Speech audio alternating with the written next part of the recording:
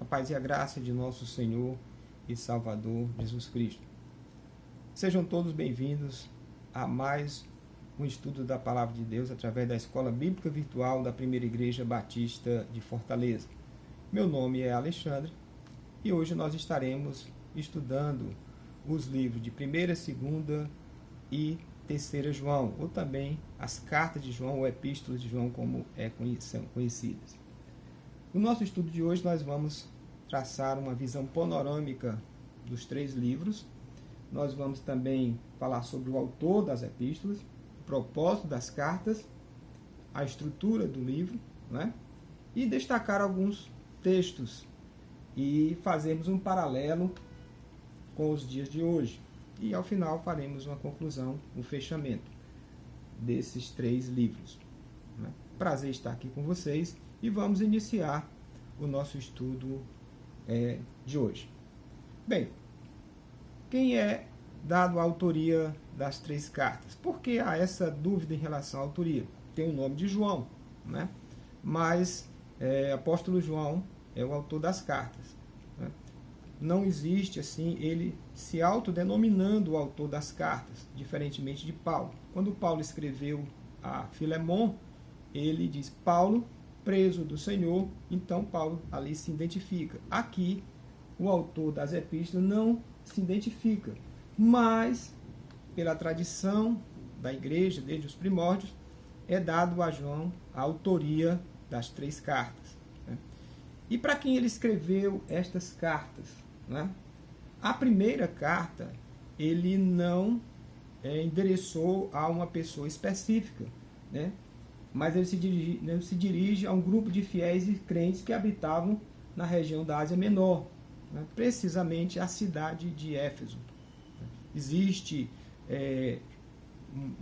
na história de que João provavelmente deve ter vivido naquela região e ele ser o responsável pelas igrejas daquela região, ter criado, pregando o evangelho, e aí ele se tem como o autor e o destinatário às igrejas de Éfeso. Qual foi o período que ele escreveu estas cartas? Isso é importante a gente saber. Foi precisamente nos anos de 85 a 95 depois de Cristo. A primeira carta, eu já falei que ele não endereçou a uma pessoa específica. Já a segunda carta, o apóstolo ele vai se referir a senhora eleita e a seus filhos. Nós acreditamos que essa saudação ele está falando não a uma pessoa, a uma senhora, mas à igreja e aos seus membros dessa igreja. Né? A terceira carta, João já menciona alguns nomes. Né? Ele faz uma menção a um membro da igreja chamado Gaio, e faz um elogio a ele em relação à sua fiel hospitalidade e ajuda prestada aos obreiros viajantes que ele havia enviado àquela região. E ele também faz uma advertência indireta à postura de Diótrefes, que era um membro de líder de uma congregação, mas que não aceitou o envio dos mensageiros, dos viajantes, para hospedar e para ajudá-los na obra. Esse é a estrutura das 3 cartas, ou seja, a mensagem das 3 cartas para essas 3 comunidades de fé. E qual o propósito de cada carta? A primeira carta, o apóstolo João vai fazer uma advertência contra o perigo de atividades de ensino de homens que negavam a humanidade de Jesus. Diziam eles, esses homens, que não havia pecado e que os relacionamentos não deveriam ser feitos na base de amor, porque isso não era importante. A fé cristã, diziam eles, não depende nada disso, né?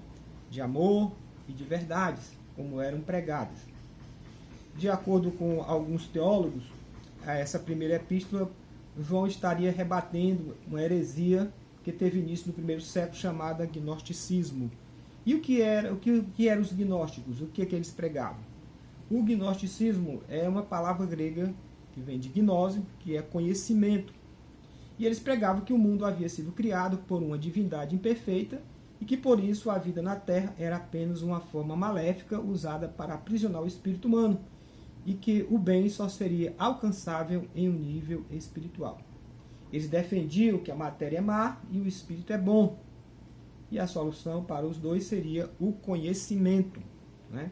A salvação da alma não viria através da fé, mas do conhecimento, através de uma evolução espiritual. Então, era isso que os gnósticos pregavam. Então, eles teve duas teorias que eles enfatizavam as suas teses. Seria o docentismo, que é uma palavra grega também, chamada doken, que significa parecer com. Este ensino falava que Jesus não foi uma pessoa real, de carne e sangue, mas era uma espécie de aparência de fantasma. E eles também diziam que os docéticos, que quem morreu na cruz ou foi pregado, teria sido Simão Cirineu, aquele que carregou a cruz de Jesus. Já a segunda teoria que eles utilizavam era o serentianismo, que assegurava que Jesus tinha dupla personalidade, às vezes humana e às vezes divina. Como alguns deles tinham sido membros da igreja, eles começaram a se chegar e querendo pregar essas heresias. Por isso que o apóstolo João vai enfatizar a respeito do, nós vamos ver, ele vai falar anticristos, é aqueles que são contra Cristo Jesus, né? E ele vai enfatizar isso, e que não deveriam recebê-los nem na igreja, nem em suas casas. Ele enfatiza isso na terceira epístola. A segunda epístola, nós vamos ver que ele faz um apelo aos leitores para que demonstrasse amor por Deus e a Jesus, obedecesse os mandamentos de amar uns aos outros e viver suas vidas em obediência às Escrituras. Ele também faz um forte alerta ao cuidado com os falsos mestres, que andavam dizendo que Cristo não tinha ressuscitado na carne, como a gente já está falando. E a estes, eles denominou de anticristos. Na terceira carta, ele já tem o objetivo de fazer uma ênfase ao abuso de autoridade dentro da igreja que estava sendo cometido por Diótrefes. É uma carta contra aqueles que se querem ser o dono da igreja. E qual o conteúdo, a estrutura da primeira, da segunda e da terceira carta? Bem, nos versículos, na primeira carta, ele faz uma introdução. Primeiro, já até li a introdução que ele faz, falando de que tinha visto Jesus, tinha convivido com ele, né? No versículo 1, de 5 a 10, ele fala que Deus é luz. No capítulo 2, ele vai falar da verdade e do erro. No capítulo 3, ele vai falar dos filhos de Deus e dos filhos do diabo. No capítulo 4, ele vai enfatizar o espírito da verdade e o espírito do erro. No capítulo 4 ainda, ele vai falar que Deus é amor e que a fé vence o mundo, já no capítulo 5. Né? Essa é a estrutura da primeira carta. A segunda carta não possui capítulos, ela só possui versículos, são 13 versículos. Do versículo 1 ao 3, ele vai fazer a saudação à senhora eleita e a seus filhos. Do verso 4 ao 6, ele faz um elogio, né, e aos fiéis daquela igreja, né, e os mandamentos aos fiéis. Do verso 7 a 11, ele dá um conselho, advertência sobre os falsos mestres. E no verso final, ele alerta para não recebê-los em suas casas. A terceira epístola tem 15 versículos. Começa com a saudação. Ele faz um perfil meritório de Gaio, como nós já citamos. 3 a 4, se o andar na verdade, ele faz elogios a esse membro dessa congregação, a sua atitude de hospitalidade, e faz uma referência no verso 9 a 12 à hostilidade de Diótrefes com os viajantes ou com os pregadores que ele havia enviado. E ao final do verso 13 a 15 ele fala também um elogio do exemplo de Demétrio. Essa é a estrutura das três cartas, né? Como nós vimos, ele faz uma ênfase nas duas a respeito dos falsos mestres, né? Agora eu gostaria de destacar alguns versículos chaves ou alguns versículos que nós reputamos como mensagens para os dias de hoje, que nós queremos fazer um paralelo com os dias de hoje. O primeiro texto é 1 João capítulo 1, versos 5 a 10, quando ele, na sua mensagem, na sua carta, ele enfatiza o seguinte: esta é a mensagem que dele ouvimos e vos anunciamos. Ele está falando de Jesus, que Deus é luz e não há nele trevas nenhuma. Se dissermos que temos comunhão com ele e andarmos em trevas, mentimos e não praticamos a verdade. Mas se andarmos na luz, como ele na luz está, temos comunhão uns com os outros, e o sangue de Jesus Cristo, seu Filho, nos purifica de todo o pecado. Se dissermos que não temos pecado, enganamos a nós mesmos e não há verdade em nós. Se confessarmos os nossos pecados, ele é fiel e justo para nos perdoar os pecados e nos purificar de toda a injustiça. Se dissermos que não pecamos, fazemos-lo mentiroso, e a sua palavra não está em vós. Então, o primeiro comentário que eu gostaria de fazer é que a nossa comunhão com Deus passa pela observância das verdades de Deus, da palavra de Deus. Se nós dissermos que temos comunhão com Deus, nós devemos andar na verdade, né? Não estarmos, como ele bem disse, Deus é luz e não há nele trevas alguma. E se dissermos que temos comunhão com ele, devemos andarmos em trevas, ou seja, dissemos que temos comunhão com Deus e começarmos a andar no mundo, como fazendo as coisas do mundo, nós não estamos praticando a verdade e não há verdade na nossa vida, né? Outra coisa que ele rebate com esse texto é que os gnósticos diziam que não existia pecado, negavam a realidade humana que nos afasta de Deus, essa realidade do pecado. E aí eu entendo que nós não podemos levar uma vida dissoluta e achar que não prestaremos conta de nossos atos diante de Deus, né?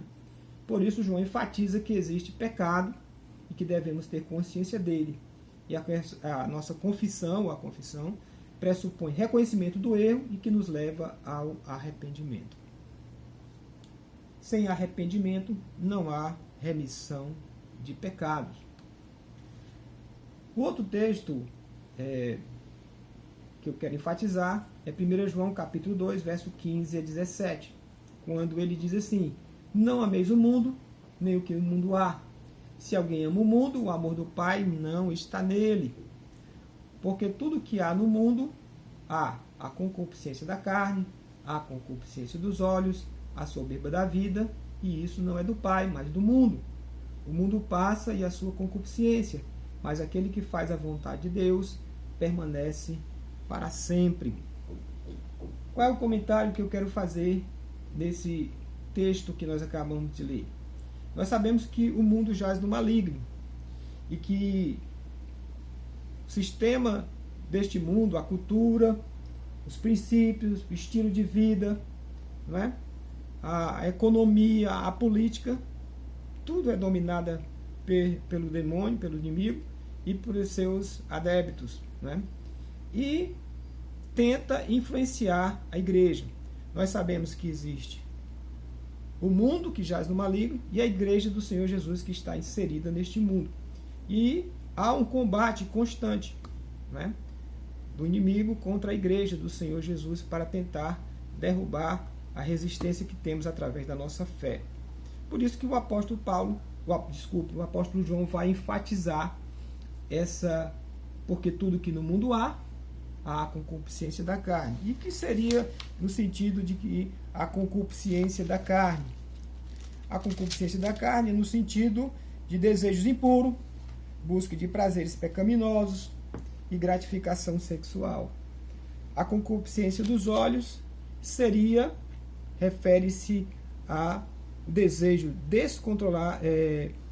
descontrolado por coisas atraentes aos olhos, mas proibidos a Deus, inclusive desejo de olhar o que dá prazer pecaminoso, no caso, a pornografia, né? E também filmes eróticos. Isso atrapalha a nossa comunhão e traz impureza para a nossa alma. E a soberba da vida significa que o espírito de arrogância, orgulho e independência, autossuficiência, e que não reconhece Deus como Senhor, nem a sua palavra como autoridade suprema. Então, o homem que age dessa forma, que vive no mundo com esse tipo de prática, né? Porque tudo que no mundo há essa concupiscência, ele vai se afastar de Deus e, consequentemente, perder a sua salvação. Quando ele diz o mundo passa e a sua concupiscência, ou seja, todo esse sistema, todas essas culturas, todos esses princípios mundanos, eles vão passar. Mas por que nós permanecemos para sempre? Porque a palavra de Deus nos garante a vida eterna com Cristo Jesus. E nós permaneceremos. Nós passaremos da morte, como Jesus falou, para a vida. E a conclusão que nós queremos tirar da lição dessas três cartas. A primeira delas é com relação aos falsos mestres espirituais, que foi um grande problema para a igreja primitiva e que não é diferente nos dias de hoje, continua sendo também, né? Aqueles que pregam, distorcem a verdade de Deus com o objetivo de satisfazer seus desejos carnais e não tem compromisso com o verdadeiro evangelho de Jesus Cristo. Já existia naquele tempo as heresias e hoje também existe muita heresia. E nós, como crentes, devemos ter o cuidado de não praticarmos esse tipo de vida ou estilo de vida orientado por essas filosofias que estão sendo pregadas. A distorção da palavra de Deus leva-nos ao erro, né? Às vezes o homem distorce a palavra para querer justificar o seu erro, as suas atitudes, ou querer ganhar alguma coisa com a distorção da palavra de Deus, dizendo coisas que Deus não disse e prometendo coisas que Deus não prometeu para as pessoas. Isso engana, isso ilude e isso atrapalha e frustra muitas pessoas por conta dessas pregações. E também ele fala o seguinte, o amor ao próximo. Esse livro trata muito de amor. Se dissemos que amamos a Deus, mas aborrecemos o nosso irmão, nós não estamos praticando a verdade, não há verdade em nós. Por isso que o amor ao próximo é uma real evidência de uma vida cristã transformada, de uma vida mudada pelo Evangelho. E por último, o exemplo de Gaio, no tocante à sua atitude de hospitalizar e acolher os obreiros auxiliando no seu sustento. É o que nós devemos fazer hoje. Muitas pessoas não têm essa disposição ou não têm esse chamado de ir pregar, mas nós devemos agir como Gaio, né? Sermos diligentes na palavra, ter uma vida diligente, em obediência à palavra e auxiliar. Já que eu não posso ir, eu posso orar, eu posso contribuir e posso acolher os irmãos que estão nessa tarefa de pregar o Evangelho. Então, eu me associo a eles nesse trabalho através da oração e do auxílio e do acolhimento. Essa é a mensagem central das três cartas do apóstolo João. Espero ter esclarecido um pouco para vocês. Agradeço a atenção e que Deus nos abençoe e até a próximo estudo. Tchau!